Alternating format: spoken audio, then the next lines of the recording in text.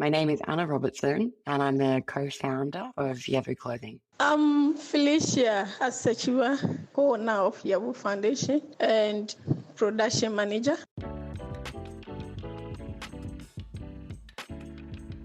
We're the Majority Group, and this is Style as Identity, where we profile the designers and founders whose mere existence shifts our understanding of the style status quo. We're your hosts. I'm Lola Cotero. And I'm Frankie Aquazum. And after years of settling for style that didn't represent us, we set out to find the brands that did. Join us each episode as we learn from brands that are an extension of their values, identity, and aesthetic. And because of them, we're seen and represented.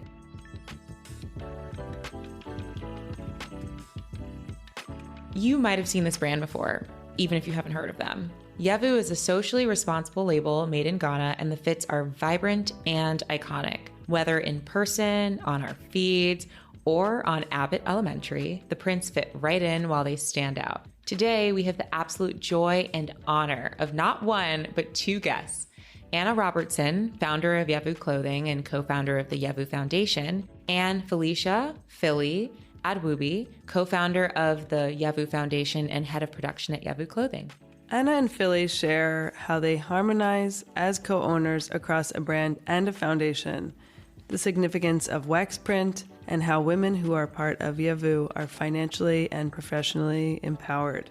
Now, we know the magic is not only in the prints, so see them for yourself. Text YEVU Clothing, that's YEVU CLOTHING, to us at the number 833-495-4773 for visuals. Okay, let's get into it.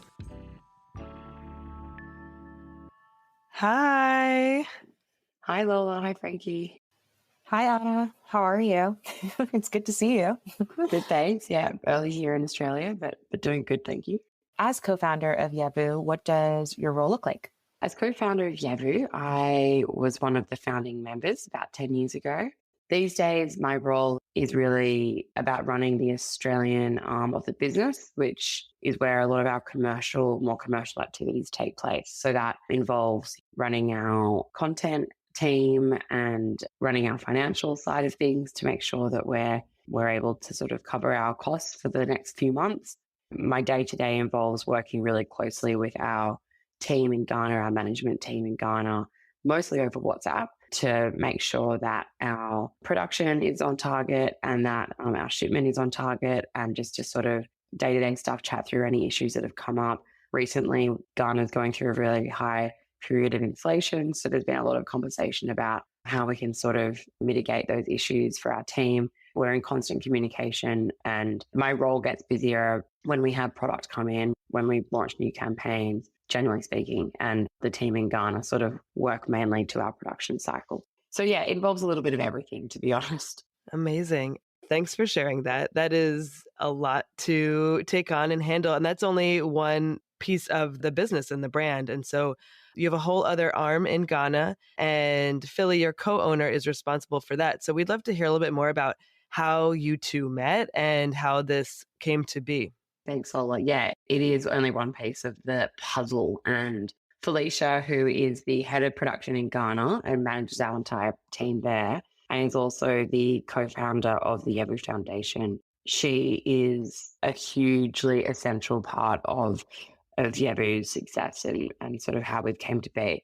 We met 10 years ago in Accra. I was working in Ghana initially as a sort of it's called an Australian Youth Ambassador for Development. So you basically get seconded to organizations in Ghana, and it's a bit of a skill and cultural exchange. I'm not sure how effective it is, but hey, it was fun. So I was working there, and I met Felicia because she was working as an apprentice seamstress in a sort of roadside tailoring shop right near where I worked. And I sort of got to know, there was a few women who work and manage that space, and I got to know them. And part of that sort of time, I realized that there was a really big workshop sort of sitting right behind where their front of shop was, where they had some sort of, wax printed dresses and jackets and sort of garments to showcase their work. They were actually working from quite a large workspace that was in a really, central, great part of town. And I knew that this property was quite hard to come by.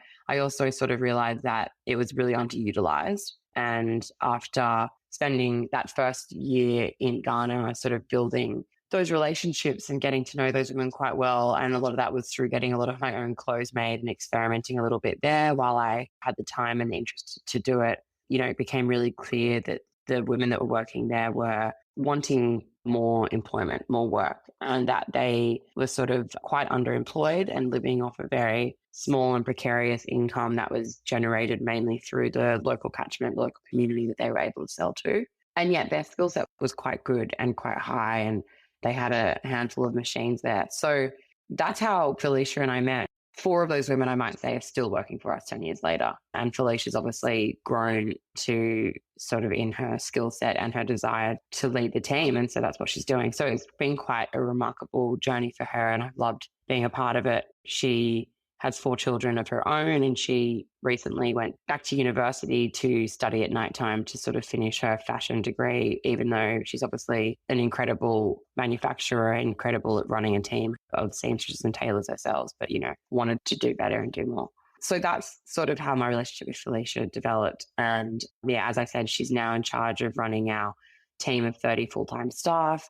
She manages all of the, orders that YEVU Clothing, the Australian arm of the business, puts through to YEVU Foundation. Right now, we're their primary and only client. I sort of try to treat the business as 2 separate entities so that we can eventually iterate on the business model and evolve that. I could just hear the admiration in your voice as you were talking about Fili and your partnership. So for those of us that maybe want to start a business one day, want to have this co-owner kind of set up or co-founder set up, what's like both of your secret sauce, or what are some things that you've learned along the way that kind of makes that co-ownership work? Yeah, it's a really good question. For me, it was very much about establishing a relationship over a long period of time. I've spent maybe 50% of the last 10 years living in Accra myself. So, it's not kind of like, hey, how's it going? Want to start this business? Let's do it. And we're running 10 years later. It's been a very hands-on relationship for both of us. That builds a foundation of trust and respect, mutual respect. And that's been probably the most important part of the relationship. This is a big part of my life, and this is a huge part of Felicia's life as well. I mean, it's such a big deal. One thing that is quite distinct about your brand is you have a foundation and a brand separately. And it seems to be you just kind of rewriting the rules based on what works for you and the brand and what makes sense. But it's also uncommon. And I think we would love to learn more about it and why you created this social enterprise that has the foundation versus the brand versus a regular old B Corp or for-profit fashion company. Yeah, thanks a lot. I did definitely choose to set the business up in a particular way that was probably uncommon. My sort of mentality was, well, just because it's not done much doesn't mean it's not a good idea. That's probably been my approach to life, I think. So again, it was hard, especially in the early days, to know where the business was going to go and sort of if we were still going to be standing in 10 years and those sorts of things. But I think that it probably has worked out for the best. So we set up 2 separate legal entities, one in Australia, which is YEVU Clothing Proprietary Limited, which is a regular company. I am the director of that company, and I'm actually the sole employee of that company as well. As I said, we have a bunch of different partners that we work with here, but that's sort of like a bit of an engine of the business, but there's only me at the helm here. I mean, hey, you're always employee of the month, so it works out. Exactly. I'm always patting myself on the back. Great job, Anna. And then our Ghanaian arm is set up as a not-for-profit in Ghana. It's called YEVU Foundation.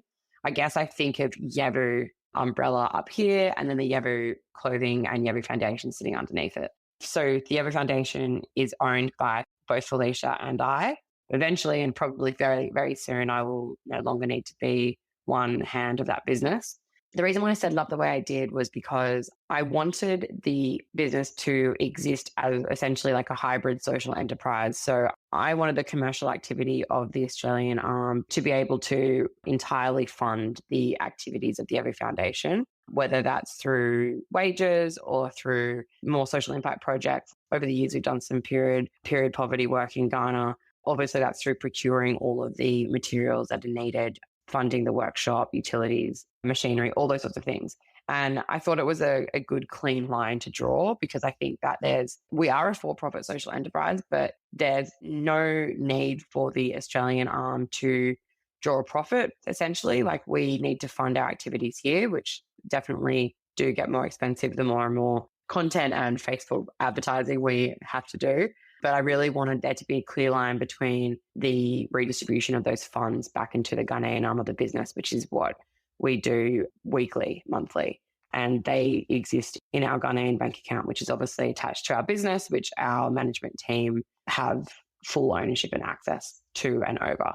We just keep a balance of accounts, obviously, to see on both sides what money's been spent where, so that we can keep track of it.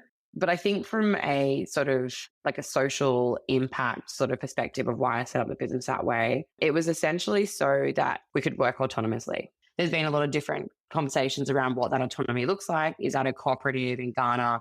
Does that mean that YEVU Clothing sort of winds down what it's doing? The answer that we're moving towards at the moment, and I've only just sort of come to the decision with the team in the last couple of weeks, is that we really want YEVU Foundation to operate as its own manufacturing arm and to be able to open its doors to other businesses that want to produce clothing, uniforms, apparel, anything in Ghana ethically. And so, having spent the last sort of 10 years not only setting up that legal foundation so that that can happen properly, but also having ownership over the Ghanaian arm that's separate to me and separate to Australia, is really essential in, I guess, having the team empowered and at a high enough capacity so that they can do that. The team in Ghana have a higher capacity than what we can provide work for at the moment. That balance has been shifting slowly over the last year. And so that's the position that I was waiting for this now next stage to kick off. And it's really exciting. The team are really, Felicia and our management team, George and Alberta, are really, really excited about this next phase. So they're now starting to look at, okay, where and how we're going to get these other revenue streams coming in. And I'm obviously a very big part of putting that strategy and that plan together. But by July next year, YEVU Clothing will be but one client of the YEVU Foundation, hopefully. So what you're saying is that if people are interested, they should contact the YEVU Foundation. Yeah, I mean, this isn't a sales pitch, but I suppose it's turned into one. Yes, if anyone wants to produce in Ghana, and I actually put a social media post out about this only yesterday. So this is very, very new. Last time I spoke to you guys, I don't think this had been sort of like established yet.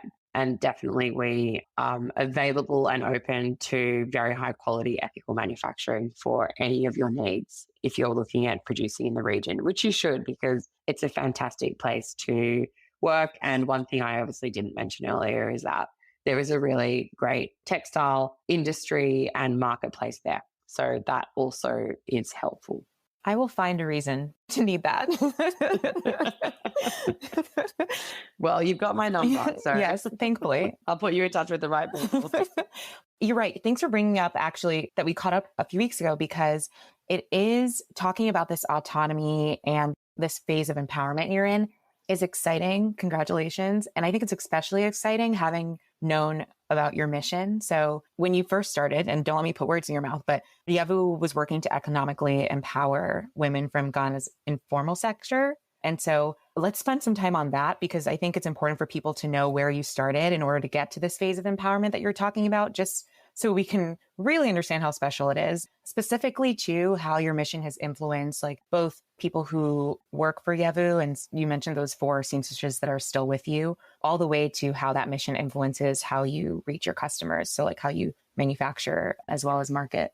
It became clear to me through sort of a lot of these conversations and getting to know women in this space, women in the marketplace, some of the women that were making my clothes at the time, that many of these women have been working in the informal economy, which makes up about 80% of all economic activity in Ghana. And very generally speaking, that is similar to other developing economies around the world. Most economic activity occurs in the informal marketplace, which is, where your day-to-day goods are bought, mostly your fruit and vegetables, you get your hair cut, you get your clothes washed, you get your clothes made, you're buying light bulbs, all that kind of stuff. That is all essentially occurring in the informal market space. And if you're entrepreneurial and you're innovative, that can be a good and lucrative place to be and working. But for many, and especially women who work in that sector, it is a very precarious and dangerous, at times dangerous and unsafe place to be working. about 70% of the informal sector is made up of women. So, you've got the majority who are more vulnerable to underemployment, earning on or below the poverty line, unsafe working conditions, long working hours, and a moving place of work. There's this kind of idea of this unfixed place of work. And that can be especially difficult, obviously, for women with children. And so many of these women have children. So many of them are single mothers. And so I suppose when you look at that, sort of the characteristics of that space, you think like that must be a really hard place to be and a very difficult place to extract yourself from or formalize. I use that sort of in inverted commas, formalize your way out of. And it is quite a cycle. Obviously, we know there's plenty of research about the cycle of poverty, and especially girls who are daughters of women who are in a cycle of poverty. It's very, very hard for them to stay at school, and it's very, very hard for that cycle of poverty to be broken. And so that was a really big part of why YEVU came to be. That was a really big part of why we wanted to focus on women and we wanted to bring these women in. Fashion is a hard business to scale. So we're not sort of providing employment to thousands and thousands of people. I wish we could, but we are providing full-time employment to 30 people, and about 85% of those people are women at the moment. And the majority of those women are single mothers. And so if we could grow that scale, I would love that, because I know that providing women with the skill set and the sort of capacity to be fantastic at their jobs and to then be able to earn a really good wage with Social Security and health insurance and a consistent safe place to work, that can be game changing for them and their families. One thing also that I didn't mention is that women also systematically are excluded from accessing capital and even bank accounts. I did work for a financial institution in Ghana to sort of help them set up a prototype for an accessible digital banking product a couple of years ago. And I learned a lot about how women are actually excluded from even just setting up a bank account. They're considered high risk. And that's just part of your know your customer KYC requirements of these banks. And that's just one small facet of the perpetual financial exclusion that women do face, especially those in the informal sector. I mean, if you can't get a bank account, where are you saving your money? Under your mattress? You can't essentially create your own financial footprint and eventually look at applying for loans or credit to grow your business. In the last couple of years, we've done work with the bank that we work with there, Accra-based, to make sure that obviously everyone that works for us has access to a bank account as well, which is a really small thing, but it was actually really important. Yeah. And that has ripples, right? I mean, hearing about the ways in which you've been able to kind of through this, like counter all the some different ways that these individuals are economically oppressed, but also we know that you work with vendors, and some of those vendors are led by women too. So there might not be part of YEVU, but the ripples of the work that you're doing can still kind of touch other women-owned entities, which I think is really exciting. Yeah, you're right. Most of the vendors that we source from are women-owned and operated. And we did do some interviews with them not that long ago, just to sort of find out a little bit more about them and about, I guess, how they've found, because our procurement team are going out to them sort of every week and buying from them. So it was really great to see that they really appreciate the work that YEVU can also provide them with, because, they also face issues around credit, operating on a credit system where, and that's fairly common in these marketplaces as well, is that people might pay 30% up front and then they'll owe the rest of the money. And sometimes that money does not get paid, which is what a lot of the women were saying. And so, we obviously pay 100% up front and we take the print with us. It's a pretty decisive, fast transaction. I think that women who are in those informal marketplaces who have a lot of stock on hand and really need to make that money back appreciate that work from us. Thank you for sharing that. I mean, it does bring a lot of clarity into the distinction why the YEVU Foundation exists, because it does enable the team to scale and continue and flourish even beyond what the brand customer base is. So crystal clear. Pausing on your customer base for a minute. I mean, the brand is so visual. I feel like I discover that 1 in 3 friends of mine has a piece because I scroll through Instagram and I'm like, oh, they own this. And it's so visual that it's like very obviously comes from the brand or is a piece from you. And so I was wondering if you could share a little bit more about who is the YEVU customer and where are they?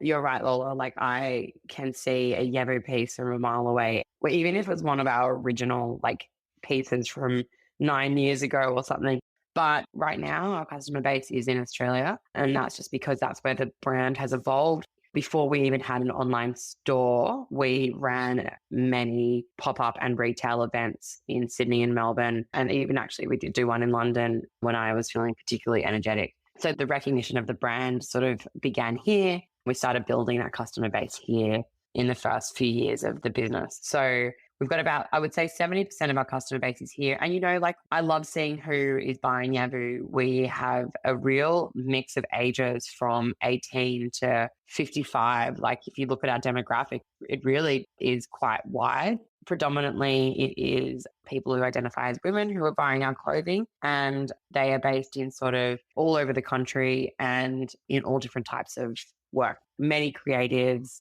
many lawyers, many accountants who like to dress themselves up a little bit more excitingly on the weekend. I'd love to see YEVU in the courtroom. I want to see that prawn dress in the courtroom.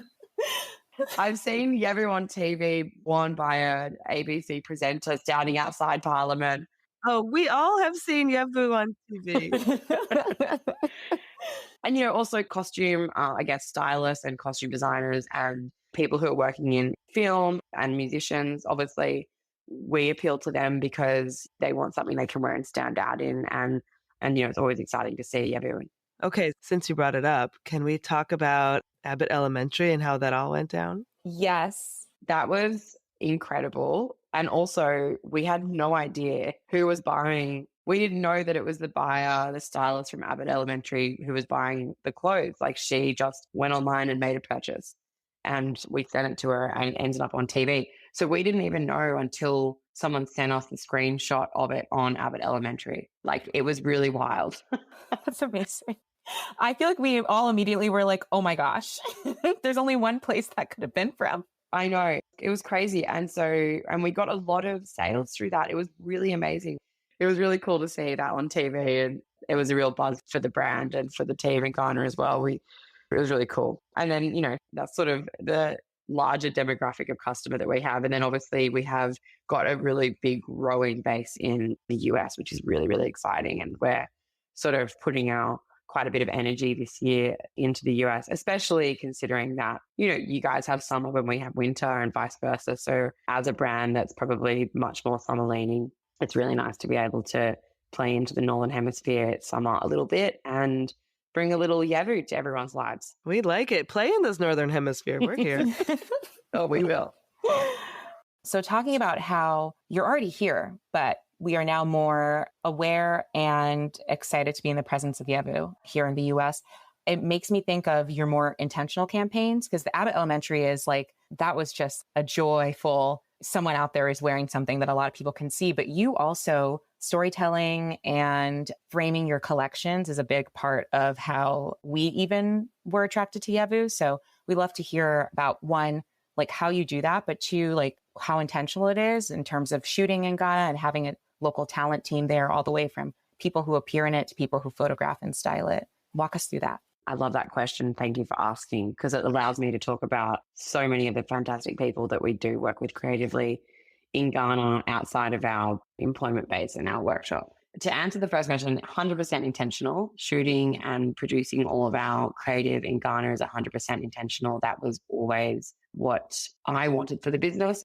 We've had some feedback over the years of like, oh, you should shoot like, in other places and like on models who are of different skin colors, and so we can see how it looks and all this kind of stuff. And I said, well, we will shoot in Ghana and we will use the models that are available to us in Ghana. And we're not going to change that for anything, because there's such an incredible pool of people there, and why would we not? And it shows the homage that we want to give to Ghana and to the fact that that's where the business is from and resonates from, and that we owe so much to that country. And so we shoot all of our campaigns in Ghana. We love to have a bit of fun with what we do. So we have shot in so many different locations, on the beach, at our favorite spots to go to drink beer, different bars, the marketplace, the factory, my house. We've shot we try to find little interesting parts of Accra to shoot in so that we can keep it local and make it a bit easier. But there's so many beautiful vantage points there. And obviously the color of the shooting in Ghana has this incredible light, and it makes the colors pop. It makes all of the greenery, the palm trees, the beaches and everything just look so beautiful, which they are. So very lucky to shoot there. And the main part of doing those campaigns is our team. And so we work with a photographer and art director called Joseph Abbey. He's basically been running our campaigns for the last, 4 or 5 years, I think. And before that, we definitely worked with different photographers there. Francis Kokoroko is one photographer that we work with quite a bit. He's more of a photojournalist. He works a lot for Reuters and BBC and those kind of big businesses now.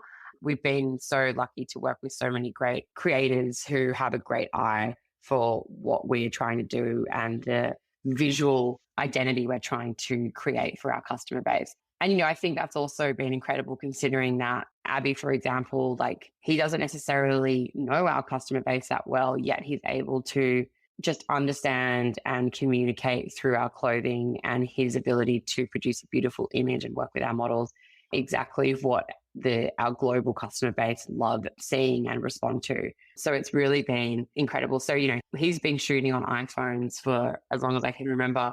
He has recently started using a different camera but he's been able to produce such incredible images using iPhones to the extent that Apple actually reposted one of his images not that long ago to showcase him as a photographer, which was really cool.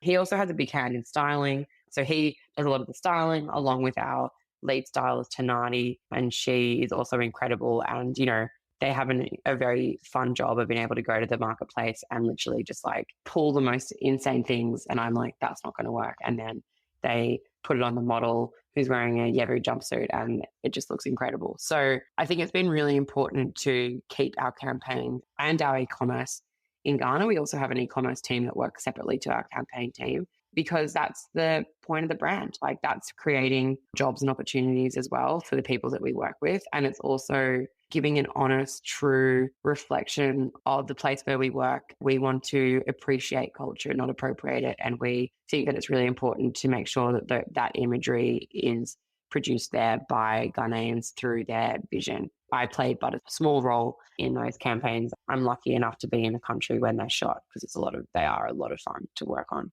So I'm glad that you enjoy those images, and I encourage you to sort of click through and have a look at our actual campaigns on our website because you can see the full sort of breadth of what each campaign is about and what it looks like. And then also it gives you the opportunity to explore some of the personal work of the people that are part of our creative team, which is really cool too. Hell yeah. That's all I can really say. But yeah, I can't believe those were shot on an iPhone, first of all. Some of them, yeah. I can't distinguish. Maybe I just don't have the eye, but I really do like that intention behind why you do that. And I think it does make its way to us. So that's great. I'm so glad. I'll share this podcast with our team and they'll be so stoked to hear it. Absolutely. Thank you so much for the time today. And we can't wait to continue to watch you and the brand grow and continue to be your loyal customers. Thank you, Lola. Thank you, Frankie. All right. Now that we've heard from founder Anna Robertson coming to us as close as we could get to live from Australia, we want to introduce you to her co-owner of the YEVU Foundation, Felicia Asetsiwah, or as we affectionately call her, Fili. As Anna touched on, the two met back in 2012 when Anna was working in Ghana and Fili was taking an apprenticeship course in sewing. As the co-owner and head of production, Fili runs YEVU's operations in Ghana, leading her team of 30. And in chatting with Fili, we get deep into the process, learn what work on the ground is like, and Fili's hope for the future of YEVU. Okay, let's meet Fili.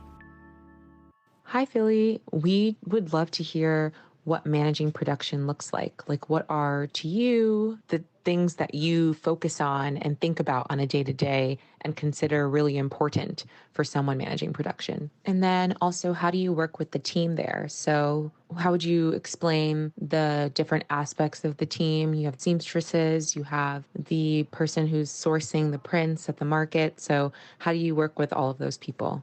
We first source of prints at the market. And some of the prints are also being ordered from a factory like printers. And after the delivery. All these prints have been sourced by the operation team.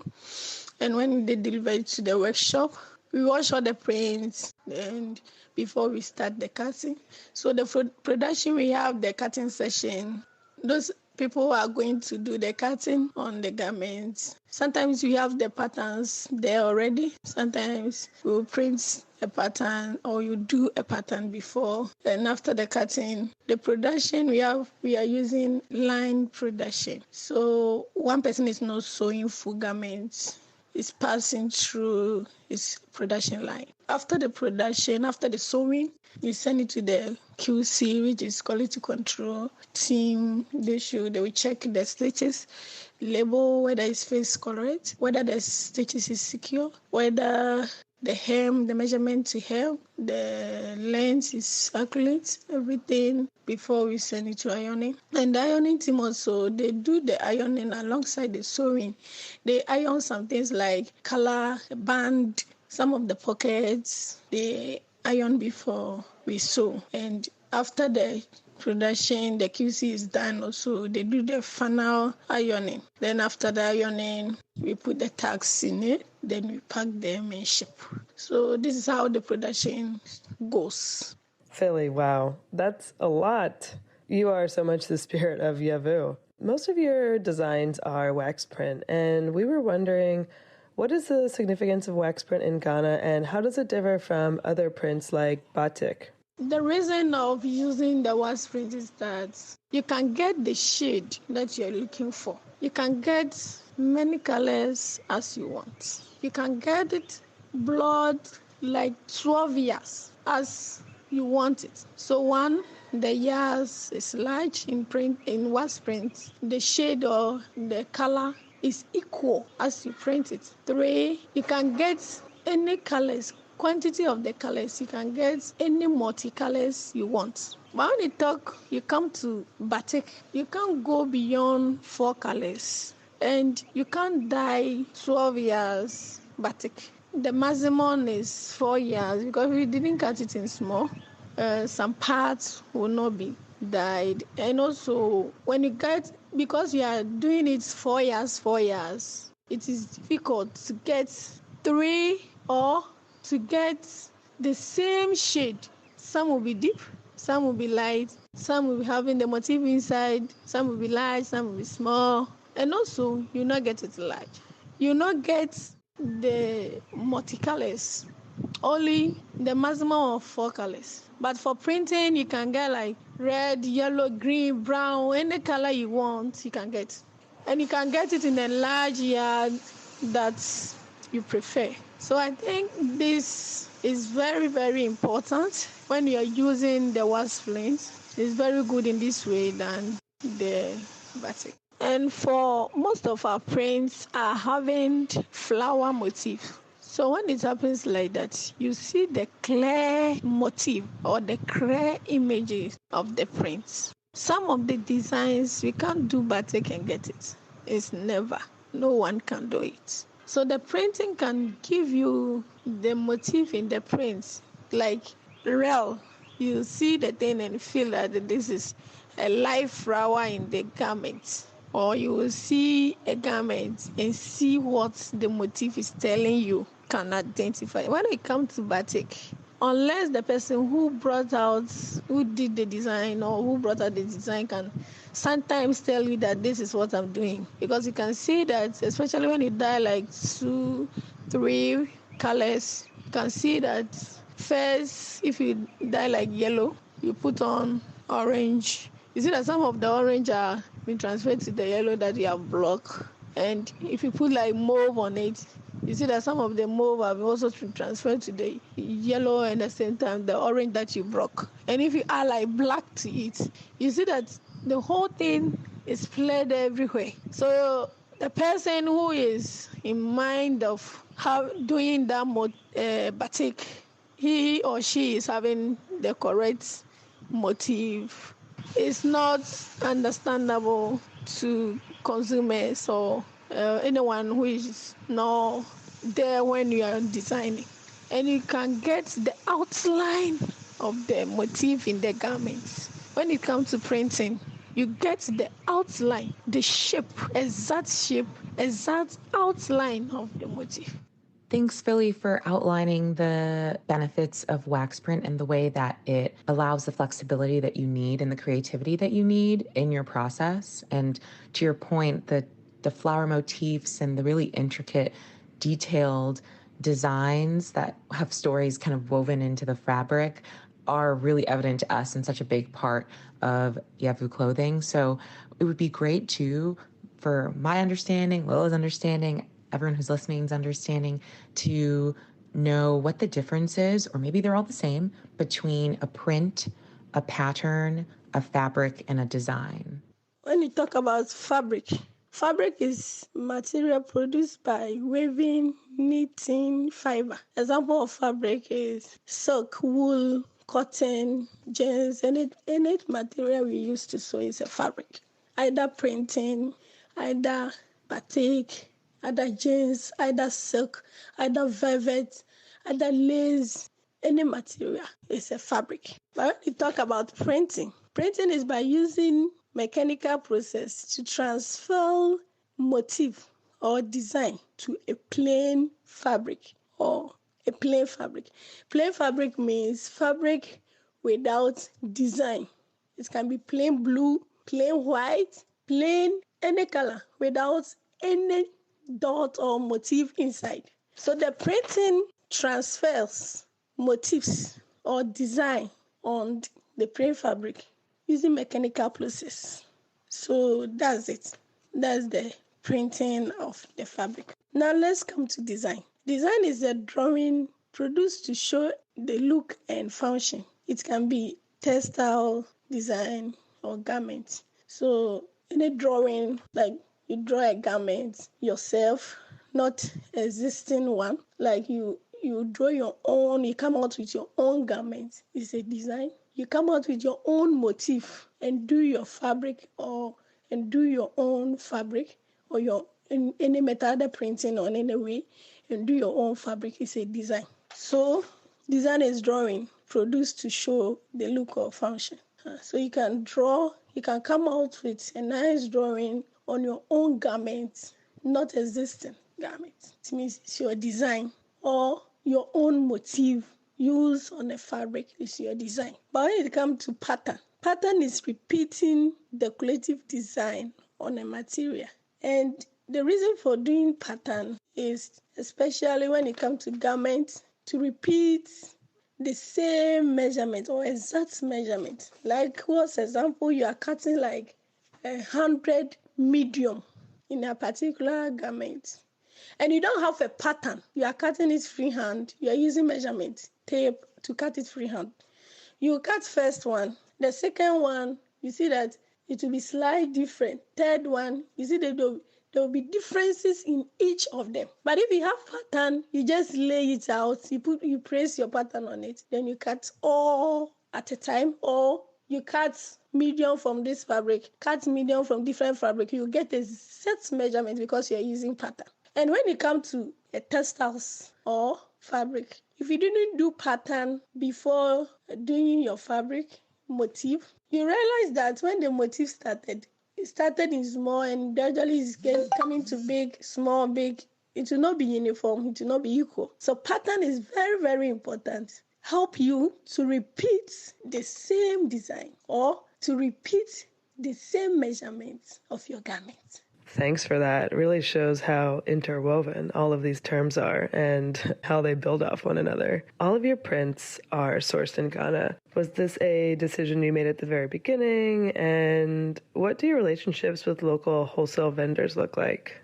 Yes, we saw our print in Ghana here because the factory is here and we want those around us or those in Ghana here also benefit from us. At least when we buy from them, they can get some profits also from it. That's why we decide to source all our prints in Ghana. And also for delivery to the workshop will also be easy for us. Yeah, that's why we started. And so for the beginning, we started sources the print by capturing pictures from vendors at the market.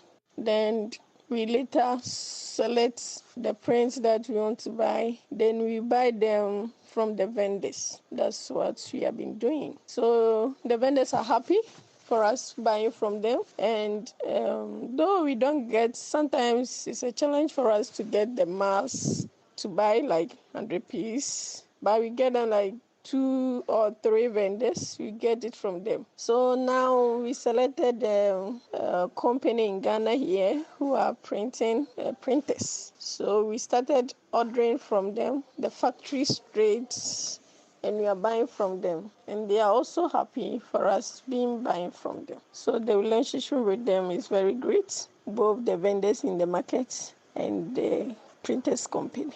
It's cool to hear about your partnership with the vendors as well as the printers because it's mutually beneficial and it's kind of like a cycle, the way that you all produce and feed into each other. And, for us as consumers, YEVU's designs are a dream. You fall in love with them the minute you see them. So what visuals do you or members of your team look for when you source prints? And where do the ideas for designs come from? What stories do they tell? And then eventually, how does your production process turn those designs into garments? Most of our print designs, we developed the idea through our founder, which is Anna Robertson. He checked the motif. At first, we are buying some of the print with motif, which is understandable. Some is having like fan motif, others is having prawns, horse.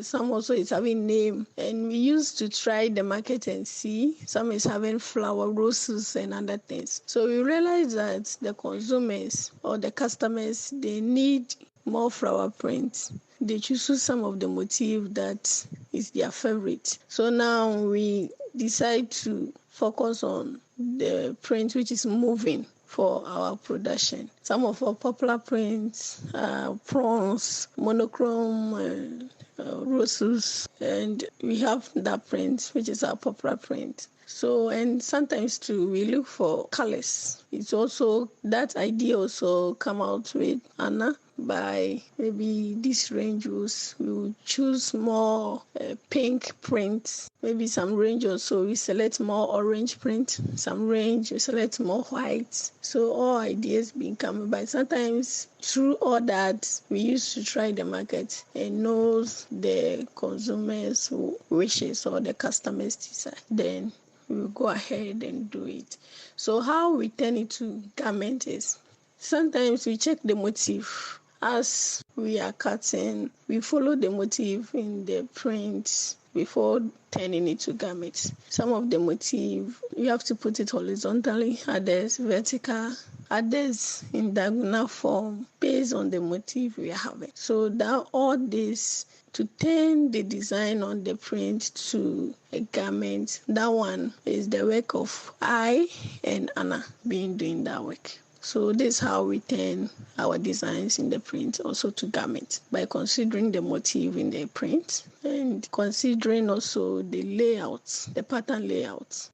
Appreciate the detail in this. And it makes me wonder, there's so much thought and planning that goes into the creation of each piece. Could you share a little bit about the ways in which you've evolved your operations and team as your business has scaled? Okay, what I do is, if a new style comes, I pass the workers through a training to know how we go about the design, the new design, or the piece which have come out. And through the training to know how we go about it, the sewing, how we check it, how we fold it and pack everything. And also for the team or for the workers, I decide or I have another plan being passed them through. I sometimes change some people from the production room to the QC. I change some people from the production to cutting, some people from production to ironing, based on how you work, based on how careful you are. For example, like the cutting session, I normally keep those who work with us for long there because that place needs much attention, and it needs someone who concentrates. So this is how I manage the team with the piece, by taking them through training, by studying each worker and know where he can perform well. So even as you grow, you still take a pretty hands-on approach, and it shows. Thanks, Fili. So we'd love to just wrap up with understanding what you are most looking forward to in YEVU's future. In the future, we are planning to have a big company which we can employ a lot of workers, both men and women, create job opportunities, like we get like 500 workers. And we also want to bring more contracts from different brands, different companies, different schools to it. Because at this time we are only sewing for YEVU, but now we open our doors for other clothing brands. So we have one client now, Asetsiwah. They have been sewing from us, and we send a lot of proposals. We want to also open a WhatsApp marketing, and we also want to open a separate website and make sales also in Ghana. So this in future what we are planning for. All our incomes come from Australia, sales, our utility, our rent, our wages, all the expenses. It comes from the sales we make from the online Australia. So now in future, what we have planned is to bring in other incomes so that it can hold brief and it can take some burdens from the Australia income, being a helping hands to the Australia income. That's sewing for other clothing brands, schools, hospitals, institutions, and so on. Aiming to make the business big, having employed over 500 workers, creating job opportunities for others. So this is what we are aiming for. Okay. The invitation has been made. Anna said it, Fili said it. YEVU Foundation is ready to work with all you brands out there that want to collaborate and partner. So hit them up. I would DM them on Instagram. Their handle is YEVU Clothing, YEVU CLOTHING. And make it happen. Tell us about it. Can't wait to see that all the things everybody comes up with and makes and brings into the world together. So let's do this. Thank you, Fili. Thank you, Anna. Thank you, Fili. Thank you, Anna. Appreciate the time. Bye.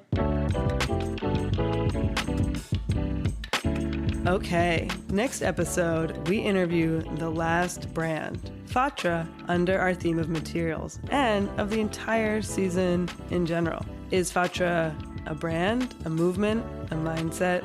Fatra's founder, Akila, to me, is a goddess that spans space, time, and textiles, and we're ready for you to meet her and decide for yourself. See you next time.